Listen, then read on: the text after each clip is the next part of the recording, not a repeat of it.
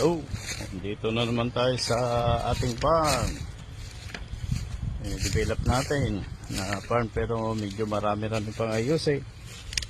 Tatanggal tayo ng mga dahon ng papaya para malagyan natin ng sako.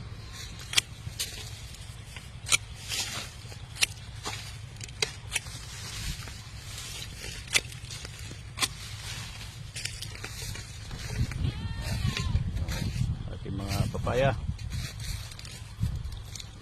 lulusog, lalaki at mababa.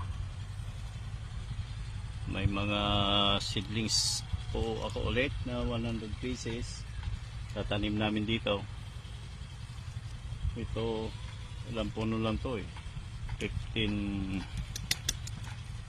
na puno lang, pero grabe kung mamunga pala itong F1 Red Royal. Yan ang bilig niyo po klase ng papaya. Nire-recommenda ko po yan kasi ang ganda, talagang lalaki at mababa pa lang, namumunga lang. Okay, thank you for watching.